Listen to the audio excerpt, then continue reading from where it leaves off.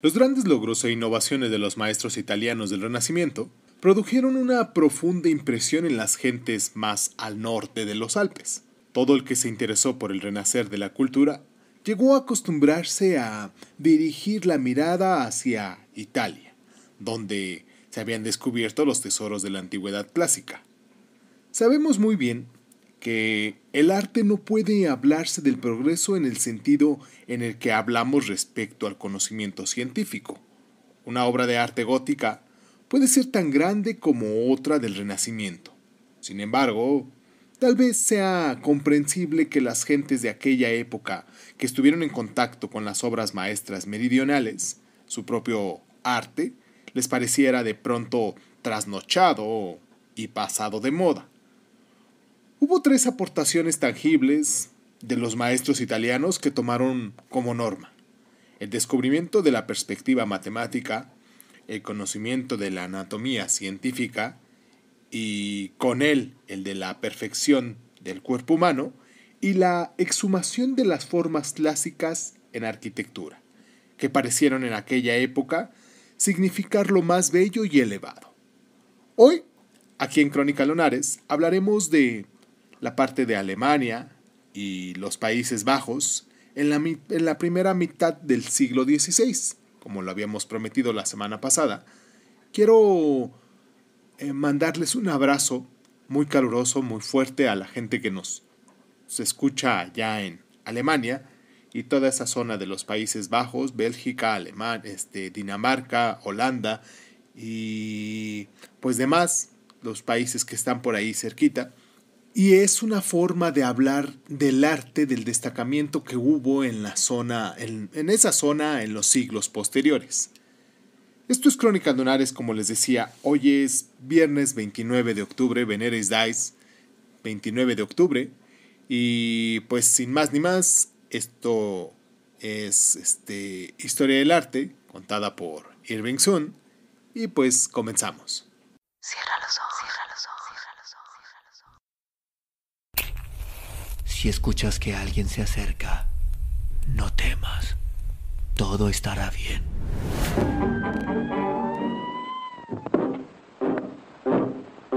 Oh, I'm going down to St. James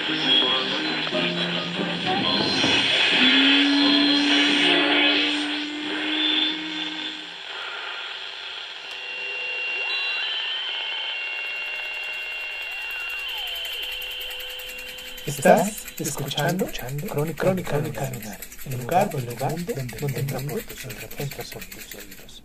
Bienvenido. Es un sugestivo espectáculo contemplar las reacciones de las tradiciones y los diversos artistas ante el choque con estos nuevos conocimientos y ver cómo se ratificaron o lo que también aconteció, cómo sucumbieron ante lo nuevo, según su fortaleza de temperamento o su profundidad de visión. La posición más difícil acaso fuera la de los arquitectos. Tanto el sistema gótico, el cual estaban acostumbrados, como el renacer de los edificios antiguos, eran, al menos en teoría, completamente lógicos y coherentes, pero tan distintos entre sí en propósitos y espíritu como dos estilos puedan serlo. Tuvo que pasar, pues, largo tiempo antes de que la nueva modalidad arquitectónica fuera adoptada al norte de los Alpes. Cuando así empezó a suceder, todo ello se debió con frecuencia a la insistencia de príncipes y señores de la nobleza que habían visitado Italia y deseaban estar al día. Aún así, los arquitectos a menudo se amoldaban tan solo superficialmente a los requerimientos del nuevo estilo. Demostraban sus conocimientos de las nuevas ideas colocando una columna aquí y un friso ahí. En otras palabras, añadiendo algunas de las formas nuevas a su caudal de motivos decorativos. Muchas veces el cuerpo del edificio permanecía intacto. Existen, por ejemplo, iglesias en Francia, Inglaterra y Alemania, en las que los pilares que sostienen la bóveda se han transformado superficialmente en columnas, añadiéndoles capiteles, o en las que los ventanales góticos han sido ejecutados con tracerías, como el arco apuntalado ha dado paso al redondo. Y para tal podemos ver la ilustración 218, en las cuales, si les recuerdo bien a todas las personas que nos están escuchando por primera vez, recuerden que todas y cada una de estas ilustraciones las pueden encontrar ustedes en nuestra página de Instagram, así como el nombre de este programa, Crónicas Lunares de Zoom, y pues ahí, al mismo tiempo que nos están escuchando, del mismo modo pueden estar viendo las imágenes. Existen claustros normales sostenidos sobre fantásticas columnas, castillos erizados de torrecillas y abortantes, pero adornados con detalles clásicos, portadas de casas consistoriales con imitaciones en madera de frisos antiguos, y para tal podemos ver la ilustración 219. Un artista italiano, convencido de la perfección de las reglas clásicas, probablemente se había apartado con horror de todos esos aportes, pero si nosotros no los medimos según un criterio académico pedante, admiraremos con frecuencia la inventiva y la agudeza con la que se entremezclaron esos estilos incoherentes. Las cosas fueron distintas entre pintores y escultores, porque para ellos no se trata de apoderarse de unas formas definidas, tales como columnas, arcos y otros pormenores. Solo pintores de segundo orden podían contentarse con tomar prestada una figura o actitud de un grabado italiano que hubiera llegado hasta ellos. Cualquier artista auténtico estaba obligado a sentir la necesidad de comprender enteramente los nuevos principios de su arte y a conformar su mente en función de la aplicación de los mismos.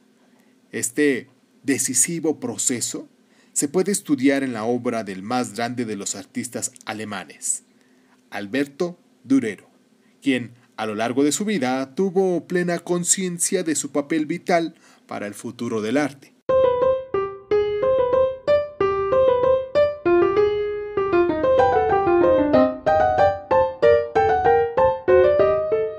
Alberto Durero era hijo de un destacado orfebre procedente de Hungría y establecido en la floreciente ciudad de Nuremberg. Ya de niño, el pequeño Durero reveló una asombrosa disposición para el dibujo. Se han conservado algunas de sus obras de ese entonces, de modo que entró de aprendiz en el taller más importante de retablos e ilustraciones de grabados de madera, perteneciente al maestro nuremburgués Michael Wilhelmuth. Concluido su aprendizaje, Durero siguió las costumbres de los artesanos medievales y anduvo de un lado a otro como oficial para ampliar sus perspectivas y encontrar el sitio donde establecerse. Fue intención de Durero visitar el taller del mayor grabador de la época, Martin Schongauer, pero cuando llegó a Colmar, se encontró con que el maestro había fallecido unos meses antes. No obstante, permaneció con los hermanos de Schongauer, que se habían puesto al frente del taller, marchando así a continuación a Basilea, en Suiza, que entonces era un centro de saber y de comercio de libros. Ahí realizó grabados en madera para ilustraciones y luego se trasladó cruzando los Alpes al norte de Italia, abriendo bien los ojos en el curso de sus jornadas, pintando acuarelas de los pintorescos valles alpinos y estudiando las obras de Manguela. Cuando regresó a Nuremberg para casarse y abrir su propio taller, estaba en posesión de todos los conocimientos técnicos que un artista nórdico podía esperar adquirir en el sur. Pero enseguida demostró que poseía algo más que un simple conocimiento técnico de su difícil arte. Ese sentir e imaginación intensos, propios solo de los grandes artistas. Una de sus primeras grandes obras fue una serie de grabados en madera para ilustrar el Apocalipsis de San Juan. Tuvo un éxito extraordinario. Las terroríficas visiones de los horrores del juicio final y de las señales y portentos que han de precederlo, no habían sido plasmado nunca con tanta fuerza e intensidad. Sin duda, la imaginación de Durero y el interés del público alimentaban el general desasosiego y la hostilidad contra las instituciones de la Iglesia, tan frecuentes en Alemania a finales de la Edad Media y que estallaron al cabo de la Reforma de Lutero. Para Durero y su público, las visiones sobrenaturales de los acontecimientos apocalípticos adquirían una especie de interés propio del lugar común, pues eran muchos los que esperaban que las profecías se cumplieran en el transcurso de su vida. La figura de la ilustración 220 nos muestra una de esas ilustraciones sobre el Apocalipsis 12:7-8, que dice así: Entonces se entabló una batalla en el cielo.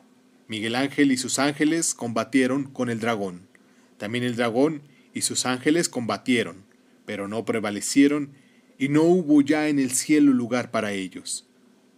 Para representar el trascendental momento, Durero dejó a un lado todas las actitudes tradicionales con las que una y otra vez se habían representado.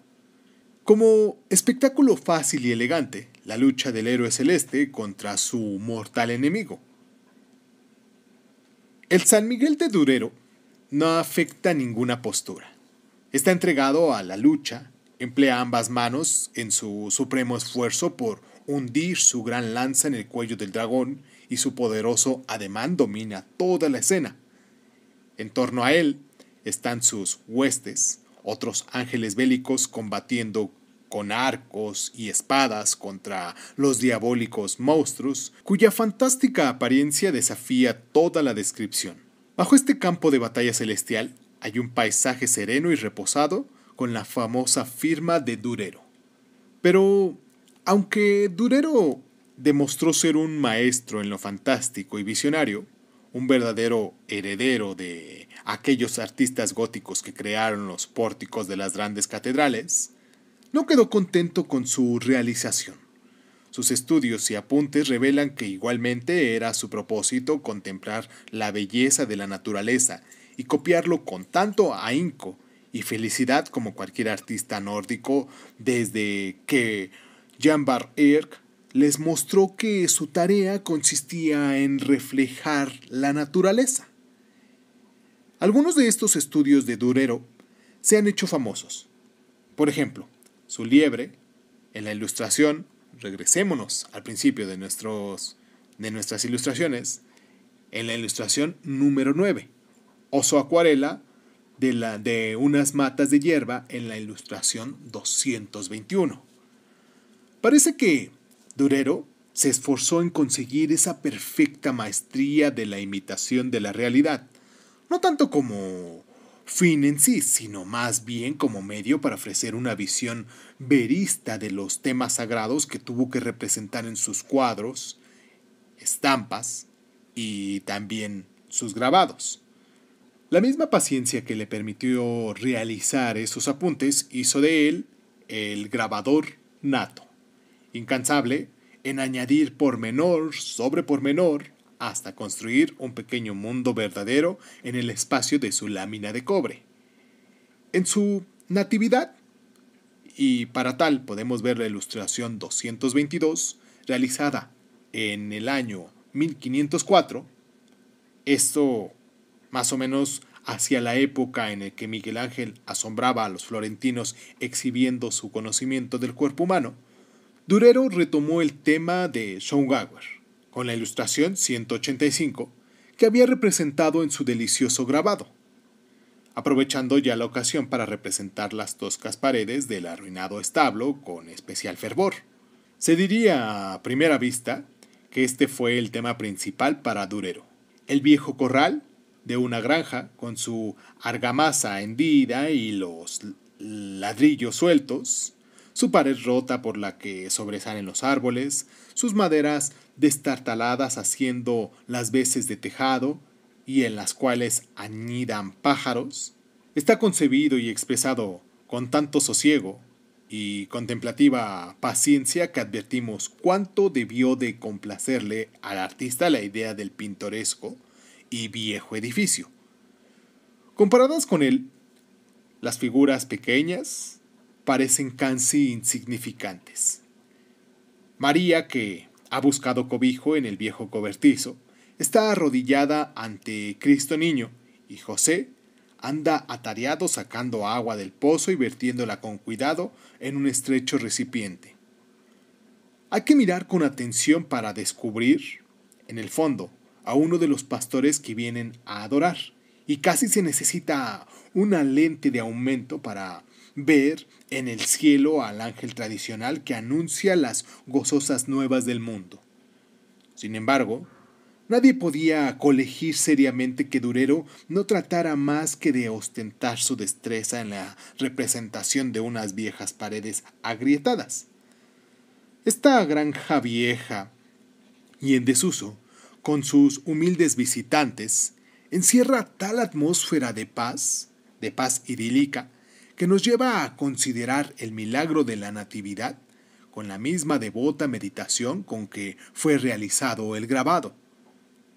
En estampas como estas, Durero parecía haber llevado a la perfección el desarrollo del arte gótico a partir del momento en el que se volvió hacia la imitación de la naturaleza.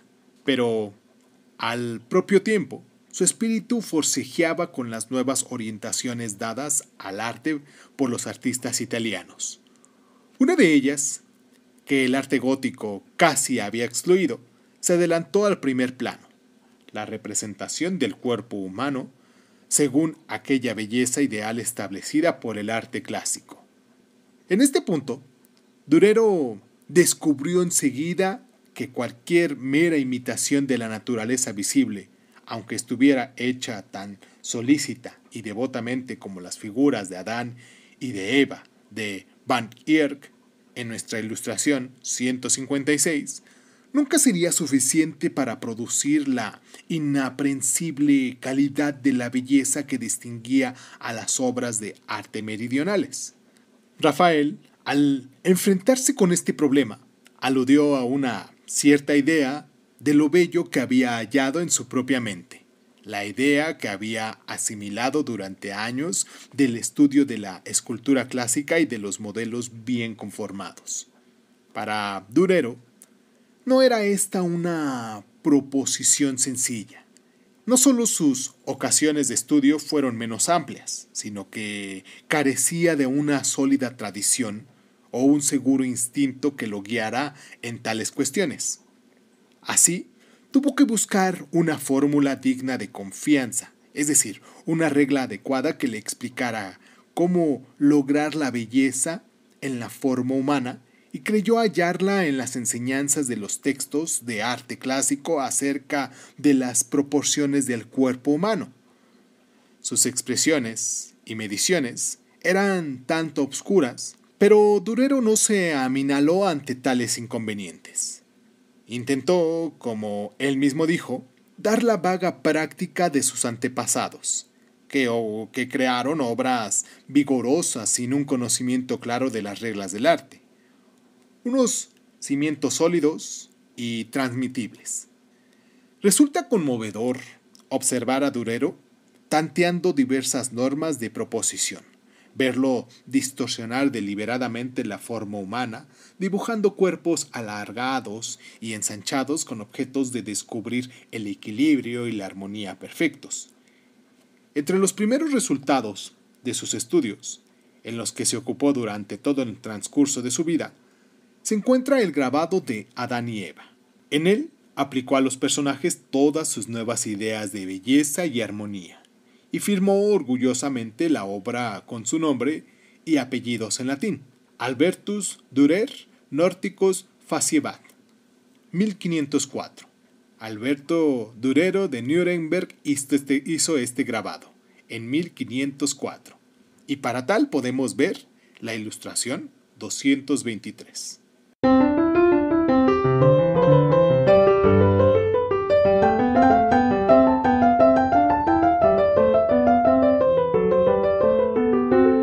No nos resulta fácil advertir de inmediato lo que yace en el fondo de este grabado. El artista se está expresando en un lenguaje menos familiar para él, que el del ejemplo anterior. Las formas armónicas a las que llegó tan diligentes comprobaciones, con reglas y compás, no son tan convincentes y bellas como las de sus modelos clásicos e italianos. Hay algún ligero indicio de la artificialidad no solo en las formas y sus actitudes, sino también en lo simétrico de la composición. Pero esa leve sensación de forzamiento desaparece tan pronto como advertimos que Durero no había abandonado su yo auténtico para servir a nuevos ídolos, tal como otros menos artistas hicieron. Cuando nos introduce en el jardín del Edén, donde al ratón hace buenas migas con el gato, donde el ciervo, el toro, el conejo y el loro no se asustan ante el paso del hombre, cuando penetramos con la mirada en el bosque donde crece el árbol de la sabiduría y vemos a la serpiente dándole a Eva el fruto fatal mientras Adán abre la mano para recibirlo, y cuando advertimos cómo se ha esforzado Durero en perfilar los cuerpos, haciéndolos destacar de su obscura mancha del bosque con sus rugosos árboles, admiramos el primer serio intento de trasplantar los ideales meridionales a suelo nórdico. No obstante, Durero no se contentaba fácilmente. Un año después de estampar este grabado, marchó a Venecia para ensanchar sus horizontes y acrecentar sus conocimientos acerca de los secretos del arte meridional. La llegada de un rival tan eminente no fue del todo bien recibida por los artistas venecianos de segundo orden, por lo que Durero escribió a un amigo una carta que dice así. Bueno, parte de una carta. Tengo muchos amigos entre los italianos que me aconsejan no beber ni comer con sus pintores. Muchos son mis enemigos. Copian mis obras en las iglesias y donde pueden encontrarlas. Y después critican mi obra y dicen que no están en la línea de los clásicos y por consiguiente no es buena. Pero Giovanni Benini hizo grandes elogios de mi arte ante muchos nobles. Deseo tener algo realizado por mí y él mismo vino a pedirme que le hiciera alguna cosa, que lo pagaría bien. Todos me lo encomiendan por devoto, lo que hace que me guste. Es muy viejo y aún es el mejor en pintura. Una de estas cartas que Durero envió desde Venecia fue donde escribió la sorprendente frase que revela cuán agudamente percibió el contraste de su posición del artista dentro de la rígida disciplina de los gremios de Nuremberg con la libertad de sus colegas italianos. ¿Cómo puedo temblar ante el sol?, escribió. Aquí soy señor, en casa un parásito. Pero la última parte de la vida de Durero no corroboró estas aprensiones. Ciertamente, en un principio tuvo que regatear y discutir, como cualquier artesano, con los ricos burgueses de Nuremberg y de Frankfurt. Tuvo que prometerles no emplear sino colores de la mejor calidad en sus paneles y a aplicarlos en varias capas. Pero poco a poco extendió su fama y el emperador Maximiliano, que creía en la importancia del arte como instrumento de glorificación, se aseguró de los servicios de Durero para los proyectos ambiciosos. Cuando Durero, a la edad de 50 años, visitó los Países Bajos, fue en efecto recibido como un señor. Él mismo, profundamente emocionado, relató cómo le homenajearon los pintores de Amberes con un banquete de gran solemnidad en el salón de su gremio, y cuando fue conducido a la mesa, la gente se levantó a ambos lados como si acompañaran a un gran señor, y entre ellos había muchas personas de calidad, todas las cuales inclinaron la cabeza en la más humilde de sus actitudes.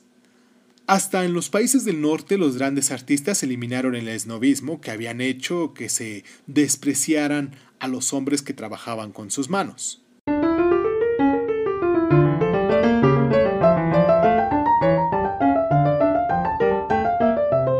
Un hecho raro y enigmático es que el único pintor alemán que puede ser comparado con Durero, por su grandeza y poder artístico, ha sido olvidado hasta el punto de que ni siquiera podemos estar seguros de su nombre, un escritor del siglo XVII que cita de manera un tanto confusa a un Matthias Grunewald de Aschaffenburgo. Hace una encendida descripción de algunos cuadros de Corregio alemán, como lo llaman. En adelante, esos cuadros y otros que debió de pintar el mismo gran artista son usualmente rotulados Grunewald. Sin embargo, ningún testimonio ni documento de la época mencionan al pintor de tal apellido, por lo que debemos considerar como los más probable que el artista ocultara sus datos, dado que algunos de sus cuadros atribuidos al maestro ostentan las iniciales MGN, y cómo se conoce a un pintor llamado Matthias Gotthard Neidhardt, que vivió y trabajó cerca de Aschaffenburgo, en Alemania, siendo aproximadamente contemporáneo de Durero. Ahora se cree que este, y no Grunewald, fue el verdadero nombre del gran maestro. Pero esta teoría no nos ayuda mucho, puesto que tampoco conocemos gran cosa acerca del maestro Mathis. En suma, mientras que Durero se presenta ante nosotros como un ser humano vivo, cuyas costumbres, gustos, creencias y maneras de expresarse no son tan íntimamente conocidos, Grunewald constituye para nosotros un misterio tan grande como el de Shakespeare. No es fácil que eso se deba solo a una simple coincidencia.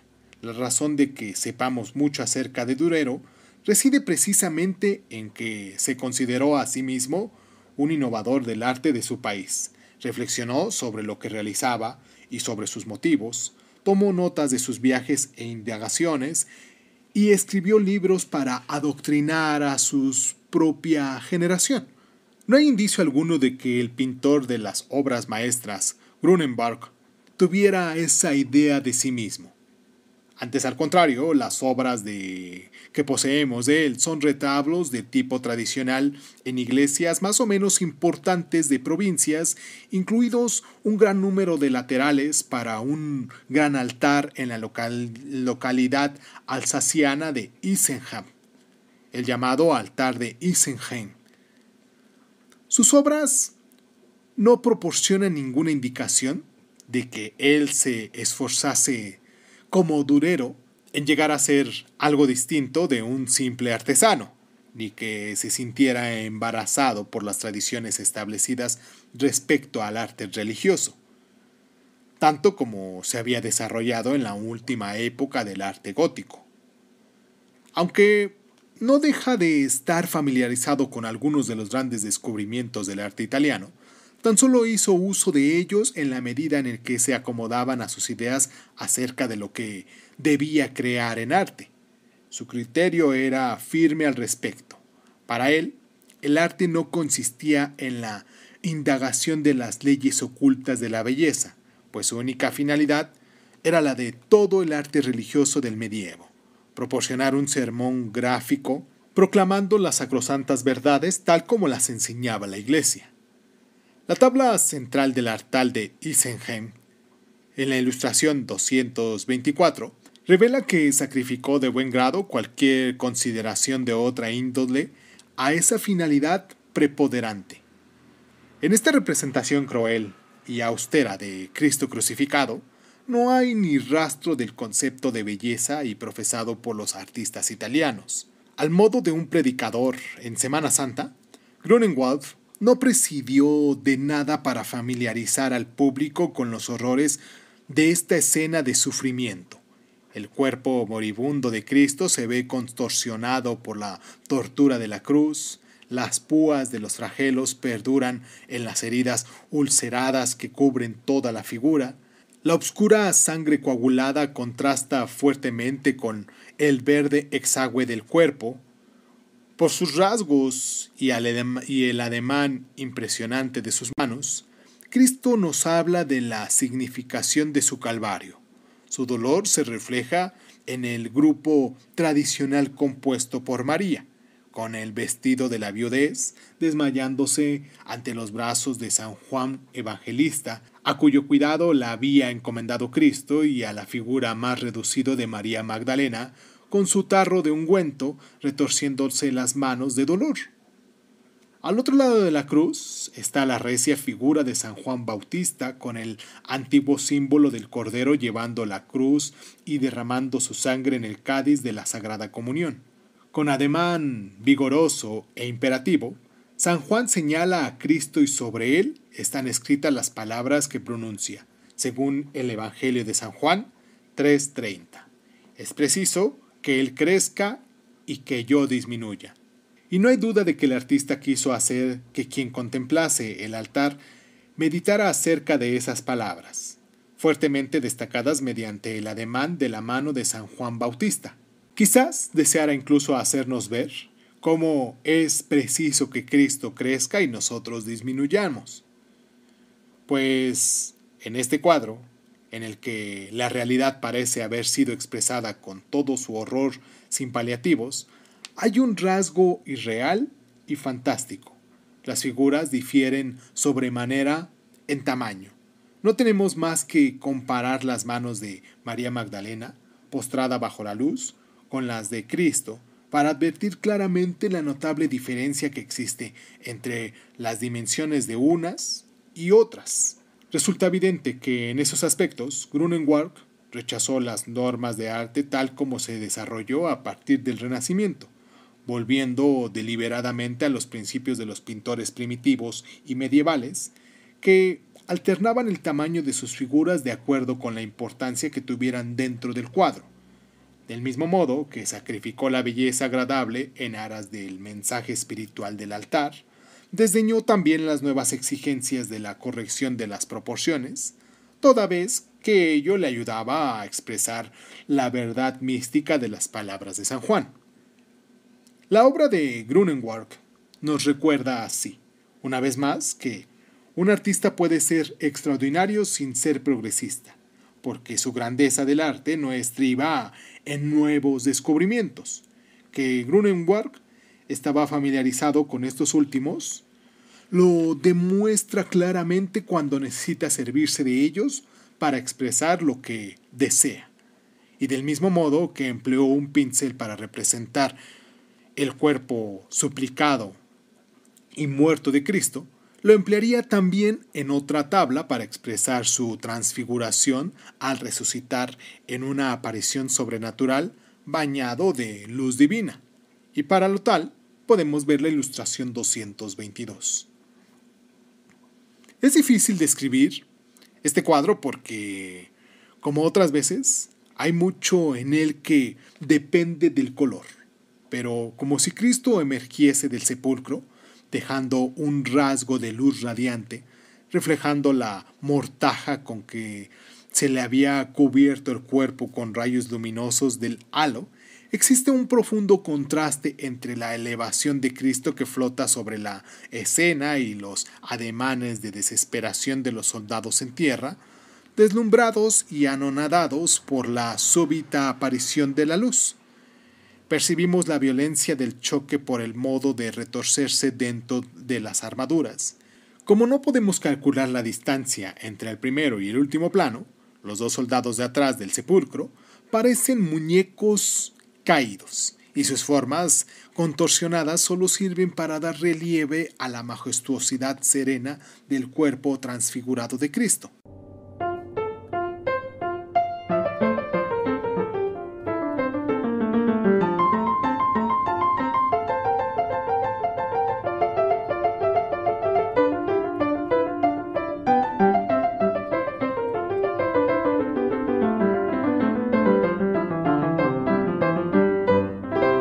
Un tercer alemán famoso de la generación de Durero, Lucas Cranach, empezó como pintor prometedor. Durante su juventud pasó unos años en el sur de Alemania y Australia. En la época en la que Giorgione, salido de las estribaciones meridionales de los Alpes, describió la belleza de los parajes románticos, y para tal podemos ver la ilustración 209, este joven pintor quedó fascinado por los encantos de las regiones septentrionales, con sus hermosas lejanías y sus bosques añosos. En un cuadro fechado en el año 1504, año en el que Durero publicó sus grabados, y para tal podemos ver las ilustraciones 222 y 223, Cranach representó a la Sagrada Familia durante su ida a Egipto, con la ilustración 226. Sus componentes están descansando junto a un arroyo en una región boscosa de la montaña. Es un lugar encantador, con árboles afelpados y un dilatado panorama que se extiende por un valle de apacible verdor. Grupos de angelitos se congregan en torno a la Virgen, uno ofreciendo fresas a Cristo Niño, otro cogiendo agua de una concha, y otros sentados solazando el ánimo de los fatigados, evadidos con un concierto de caramillos y flautas. Esta poética concepción conservó algo del espíritu del arte lírico de Lochner, y para tal podemos ver la ilustración 176. En sus últimos años, Cranach casi se convirtió en el fácil y elegante pintor cortesano de Sajona, debiendo su fama principalmente a la amistad con Martín Lutero. Pero parece que su breve estancia en la región del Danubio fue suficiente para abrir los ojos de los habitantes de la región alpina a la hermosura del entorno. El pintor Albrecht Altdorfner de Ratisbona salió a los bosques y montañas para estudiar las formas de los pintos centenarios y las rocas. Muchas de sus acuarelas y grabados, y al menos unos de sus cuadros al óleo, para tal, la ilustración 227, no contienen ninguna anécdota ni ningún ser humano. Se trata de un cambio notorio. Incluso griegos y romanos, con todo su amor por la naturaleza, solo pintaron paisajes para situar en ellos sus escenas pastoriles. Y para darnos una muestra podemos ver la ilustración 72. En la Edad Media, un cuadro que no expresara manifiestamente un tema determinado, religioso o profano, era casi inconcebible. Solo cuando la habilidad del pintor en sí empezó a interesar a la gente, le fue posible vender un cuadro que no le propusiera nada más que recoger el disfrute de la contemplación de un hermoso panorama.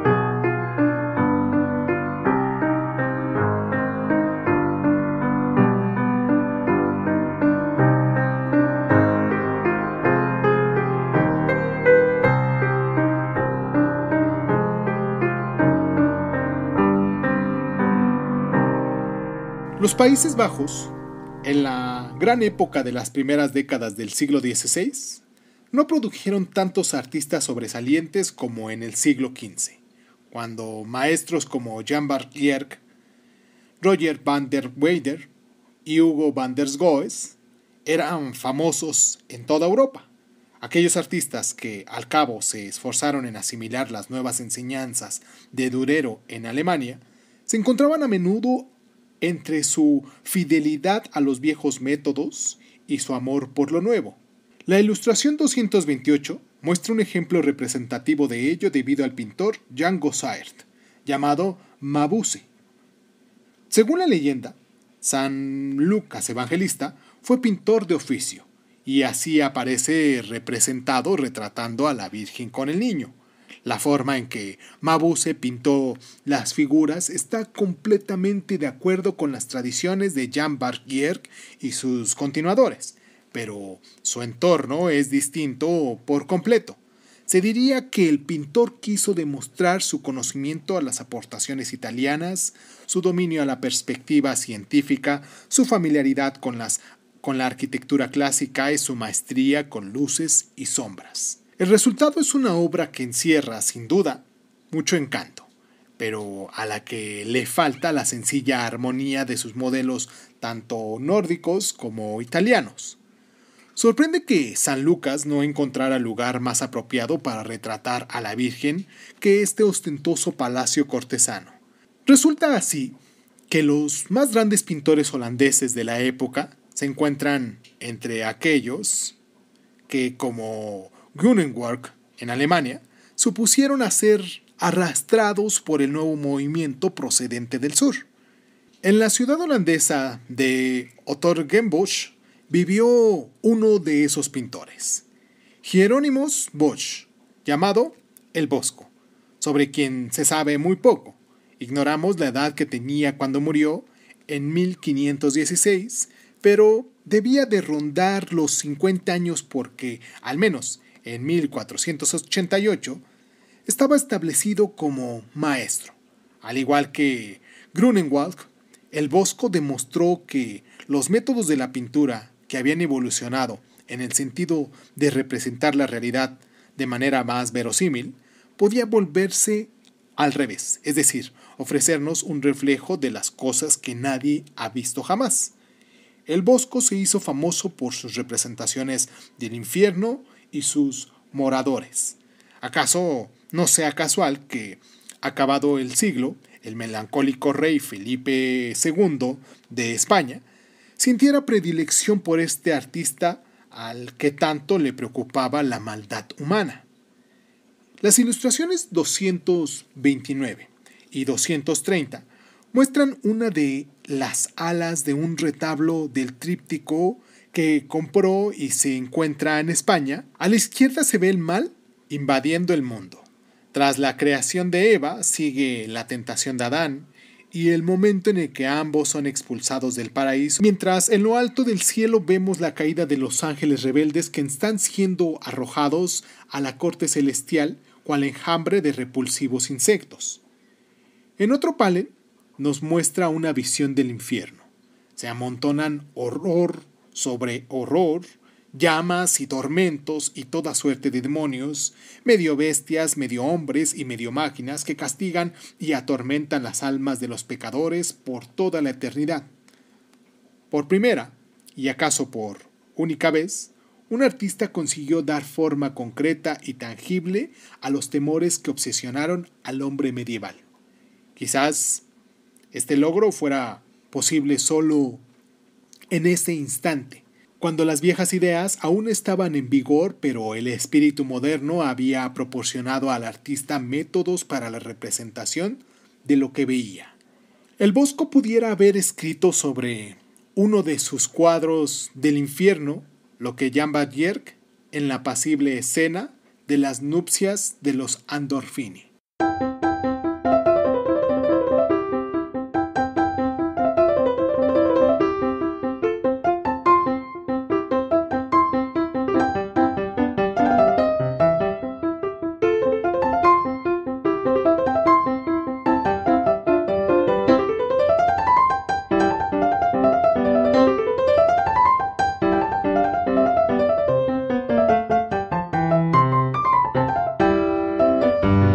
Fue todo por el día de hoy. Espero que hayamos aprendido un poquito más, como les digo, cada semana sobre esto de la historia del arte, esta corriente artística que se dio en el norte de Europa, en la parte, pues sí, no central de Italia, en el norte de los Países Bajos, en Alemania, en Holanda, toda esa zona donde empieza a destacar por influencia del arte italiano esos grandes maestros, esas grandes obras que muchos conocemos.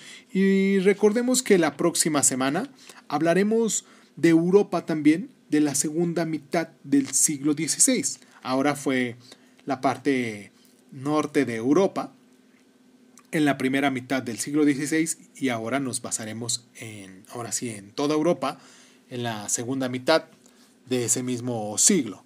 Les mando un abrazo muy fuerte. Yo soy Irving Sun, esto es Crónica Lunares y pues les agradezco el tiempo que se toman para descargarnos, para promocionarnos también con sus amiguitos, con la gente con la que se rodean.